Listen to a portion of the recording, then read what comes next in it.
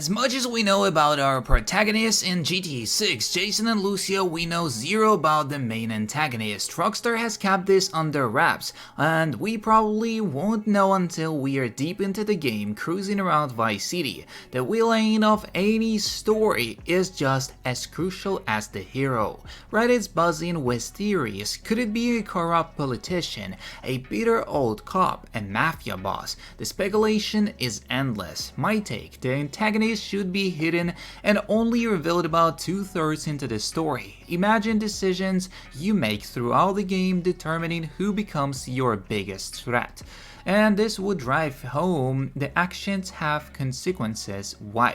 For the finale, I envision a riot breaking out in Vice Beach, trapping Jason and Lucia with a hurricane on the horizon. The antagonist tries to flee, leading to an epic showdown in a stormy, deserted hotel. The final mission should be heart-pounding, filled with action and suspense, making it Rockstar's best work yet. What are your thoughts on the GTA 6 villain and final mission? Share your ideas in the comments. So let's start. What kind of antagonist do you want for GTA 6, and my opinion on the matter as well. As much information we have on our protagonist in GTA 6, Jason and Lucia, we have zero information on who the antagonist of the story is. Most definitely we won't know anything about them until we have a controller in our hand and are cruising around Vice City itself. The antagonist of any story is just as important as a protagonist. As my question for the people of Reddit is, what kind of antagonist would you like to see for the main story of GTA 6? Is it a corrupt politician, a bitter old cop, a head of honcho of the mafia? Let's hear your ideas, and here's the subject of this person, who it actually might be. So in almost or all the GTA games, we already knew or guessed who the antagonist is from the beginning of the game or about 1/3 of the way through. For example, Claude gets shot by Catalina and goes for revenge in GTA 3. The first phone call between Tommy and Sonny in Vice City gets heated, hinting at a rivalry. CJ getting arrested by Tenpenny, and later on finding out about Big Smoke and Ryder's betrayal, which all happens in the first 1/3 of a game as the list goes on. My idea for GTA 6 is to keep the antagonist hidden, not like hidden as in appearing in only the last mission, but as in not revealing himself or herself until about 2/3 of the way through the story. I also think that an antagonist should be someone based on the decisions we make throughout the game. Say we meet 5 different people throughout the game, and these people are important to the story, as the decision we make in the game will decide who of these 5 people will be our biggest threat, eventually becoming the antagonist of the story. Really nailing in the coffin that actions have consequences kind of vibe. Let me know what you think about my idea, and of course let me know what your perfect antagonist on GTA 6 should be. And there we go for some of the ideas in the comments. The GTA antagonist formula often goes like this. Antagonist starts as a regular side character. You do some jobs for them, then they betray you. You hunt them down until the end of the game and you kill them in the final mission. Is that how it went in GTA 4 and 5 as well? I remember nearly nothing about the stories of modern GTA titles. Devin Weston and Steve Haynes were both regular side characters that you did missions for in GTA 5. They betrayed you and you kill them in the final mission. Easily the worst and most forgettable antagonist in GTA history. I often forget them entirely at all. So write in the comments your suggestions on the antagonist, on who it might be, or like actually what it might be. If Lucia is related to the Luis Lopez, then her last name will be Wilkinson. To understand this a little better, let's go back and learn a bit about Luis, as Luis has a sister named Leta Lopez. Leta gets married to a man with the last name Wilkinson, changing her name to Leta Wilkinson. They later have a daughter, but she's remained unnamed. On Luis Wiki, she is only referred to as unnamed niece, and nothing can be found out about her. If the theory of Lucia being related to Luis is her uncle and Lucia is an unnamed niece, making her unofficial name for the time being Lucia Wilkinson. Next up we go. I hope GTA 6 keeps you broke for a decent amount of time. Story mode specifically. From the trailers and rumors, it seems like Jason and Lucia are petty, small-time thieves. There's no way they're gonna have $1 million in the bank within the first couple of hours of the game like GTA 5. I hope the economy is more realistic too. This applies for online as well. I really hope cars are realistically priced in closes. So, what would it ruin gameplay for the more casual players? Yeah, you're right. It makes zero sense to be robbing a liquor store out in the sticks for what, 100-500 bucks, only to be sitting on a gold brick throne back in Vice City's tallest tower. If the emphasis is on stealing, robbing, and looting, then maybe that is the only way for as long as the time that a player can access all the luxuries of the game. After all, the leaks did show that modern, high-end cars needed specialist equipment to steal them compared to basic older cars that could be broken into more physically. Makes sense that they would be maybe incrementally growing their wealth, but the real goal is the journey they are on and the love for taking risks. Next up we go for Rockstar GT6 license on a Sunset Boulevard, and there we go with something more. As some funny joke. Some people will be like, is it October on the license plate? Trailer 2 released in October 2024. And here we go, that's the really funny one, because we already got one October license plate on the GT5's online update.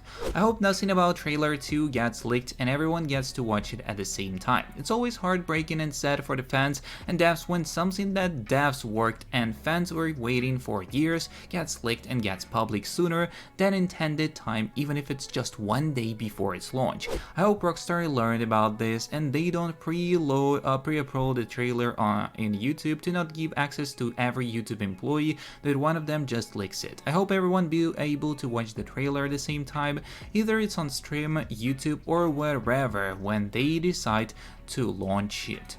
And the next one we go for Freemode heist and dynamic fun they could create. I just wanted to drop this idea my friends and I had for a while. So, because I feel like it could offer a very unique experience for GTA Online. Obviously, the larger heists would probably need to be instanced to prevent griefing. That said, if there were smaller free mode heists similar in scope to Clock and Bell, I could see it as being potentially significantly more fun and immersive than instanced raids. Let's take for example Pacific Standard or Flag Bank. They are relatively straightforward and realistically could be done in a free mode lobby without any taking away from the experience. Another thing I would like to see is them being less linear. Let a player discover different methods themselves. Maybe you can find a hacking device consumable through either dedicated free mode missions or random drops. The same could go for the termite drills, alarm jammers, and jammers that cops aren't caught, your map blips are hidden, etc. Don't force us to go through it in one single method. Let us discover and choose different methods. If people want to do a dedicated farm for it, sure they could add methods where the game gives you missions for the prep equipment and tells you what to get. As for what I think they could add, first of all, the idea of playing with friends, randomly getting heist consumables and just saying, hey guys, wanna hit that bank we just drove past, would alleviate the random and unscripted experiences as you can have in free mode. Give us a payout that changes over time, like say $600 to $900 depending on how much time has passed before you hit it. And add a feature within the CEO gang crew system where the leader gets to choose payouts for all of the members. And if you are in a gig organization with 20 plus members, who cares? You won't get paid less, and the chaos of 20 people hitting the same bank would be pretty funny. I feel like the potential for making the online experience more based in free mode and less in instance-based missions needs to be explored, because ultimately GTA Online is meant to be the social game, not playing by yourself. That isn't to say players shouldn't be able to engage with this kind of content alone, but there should be more experiences that cater towards groups of players. The prediction: GTA 6 villain will likely be, in my own opinion, a detective or a police officer. This is my opinion due to the couple of factors which we already know. The game will be mainly, but not exclusively, focused on lower scale crimes, so likely no FIB or government involvement, as seen in what the trailer focused on: illegal street races, small liquor stores, etc. Second, the game will be focused on two criminals. Third, the game's South American aspect was likely either cut completely or reworked and downsized. So what kind of villains has Rockstar used and what villains can they use? For the government involvement, I simply don't see JNL doing stuff for the government or gaining enemies inside it. You might have a level of 2 where you, for example, infiltrate some facility, but I don't think it'll be a focus. For gang-related villains, including the mob, the Russian mob, the various Vice City gangs and cartels, this aspect is simply too tired at this point. I would feel like the cycle of working for one guy, then getting into trouble with him, and then having to kill was used way too much at this point, and it's also kinda hard to care about Mafia Boss 4.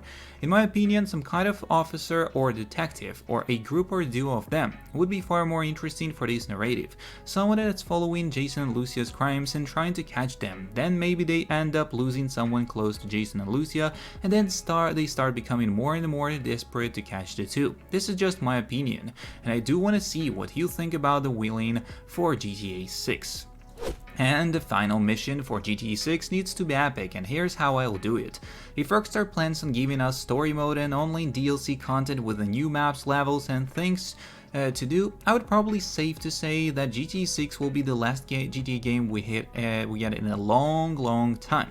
With that being said, the finale to the main story needs to be some of Rockstar's best work in the last 20 years, filled with lots of action and suspense to keep our heart racing and our blood pumping the whole time. This is how I would write the finale to GTA 6, but before we talk about that, let's talk about the events that lead up to this. Due to the recent events probably caused by Jason and Lucia, a riot breaks out in Vice Beach.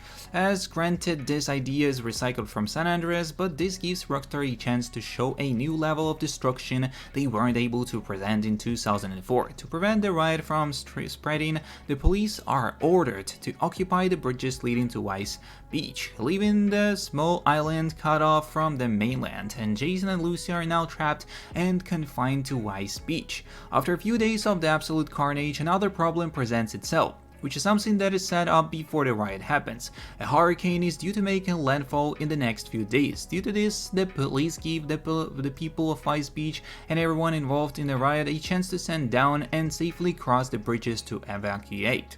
During the events of the riot, Jason and Lucia find out that a main antagonist is also trapped in Vice Beach and are set to finding him. With the evacuation order now in place, they both decided maybe now is not the time, and they will deal with the matter later. Just before they are about to get ready to leave, a reliable source says he found the antagonist and that them and their men are not leaving and that they have been hiding out in a hotel along the beach. They discover that the night the hurricane makes landfall, the antagonist plans on using a chopper and flying out of there and using the storm as a way of covering their tracks and in hoping to disappear. With that, now know that Jason and Lucia decide to stay and finish business. The second to final mission involves us preparing ourselves for the final mission, getting gear, ammo, explosive, etc. To end the second to last mission, just throw in a slow motion clip of them walking out to show how badass the moment is. The second to last mission won't have a break in it, and it will just lead right into the last mission. Jason and Lucia get into the car as a few other gunmen get into the car behind them. With that street empty and almost all the Vice Beach evacuated, it begins to rain as the storm is fast approaching. Time is running out. When they get to the hotel, they park a street over as the antagonist men have taken guard in the streets in front of the hotel. After deciding to either catch them by surprise by going around back or having a full frontal assault, you storm the building as the winds pick up and thunder and lightning flash through the sky as rain pelts you.